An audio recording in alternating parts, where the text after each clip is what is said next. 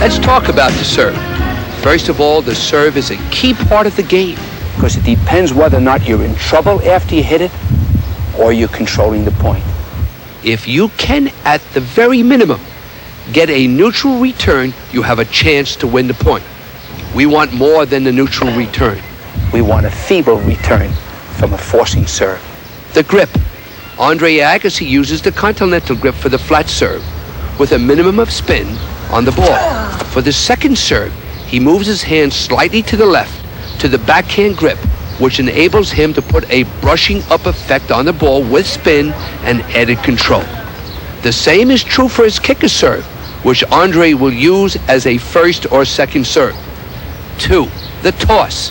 The ball and racket must work together. No matter what serve motion you have elected, the ball and racket work together, giving you rhythm and timing.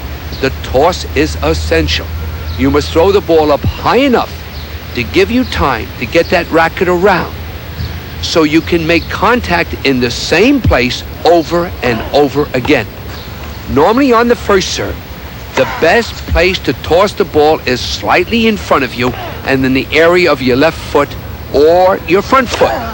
On the second serve, a small variation with the ball thrown not so far in front and a bit more to the left. For the majority of players, the tossing area doesn't change much because they want to disguise the type of serve they are going to hit up until the point of contact. The ball and racket must work together to be able to reach up, make contact, get that racket going, and a big follow through. At the point of release, the left hand must be fully extended, pointing upward while the right hip and shoulder are rotating in a slight downward motion, preparing the racket head for its accelerated upward motion. Do not forget the use of the legs in the serve. It's so essential to provide the extra power and upward movement towards the ball.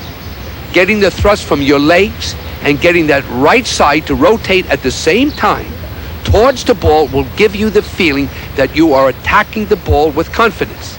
Another thought to the serve is, where do you end up? Does your left foot come forward? Do you jump up off your feet? Do you keep your left foot planted and go up on your toe and let your right leg come over? All of them are correct. Look at the service of today. Everyone hits it differently. The stance. You must get into a stance that gives you balance to apply your serving motion with the ball and racket working together. The follow through. Whether you are a serve and volleyer or a baseline player, you must follow through into the court with your weight going forward. You either continue to the net or recover back to the baseline position. Power versus placement. In your arsenal of serves, you should have the ability to hit the big serve. But if it isn't working on a given day, don't panic. Go to your other weapon, which is the high percentage placement serve, which will keep your opponent guessing and allow you to still play your attacking service game. The most important thing about hitting an effective serve is not how hard you hit it, but where you put it.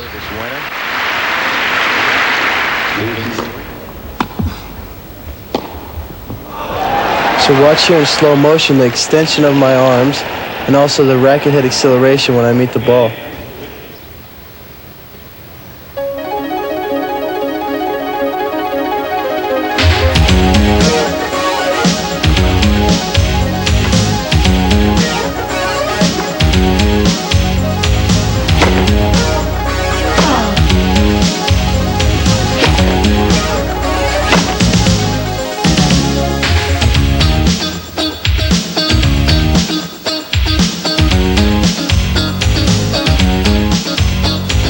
I think there's a lot of misconceptions on what a good server actually is. A lot of people think, hey, if I hit that first serve real hard, even if I miss, I'm going to look like a good server. And then they go for a second serve and they just pray that it's going to go in. I think the idea is to take a little bit off that first serve and just get a lot more first serves in. And eventually, as you start doing that, you'll find your confidence start making that serve get a little harder, and pretty soon it'll be a big serve.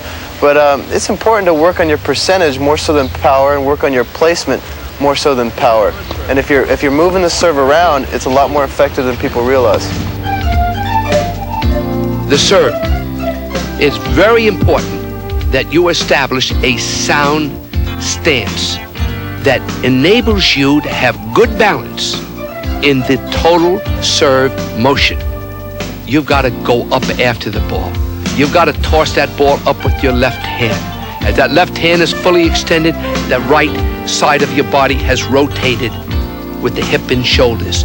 Those legs are going to push you up and after that ball.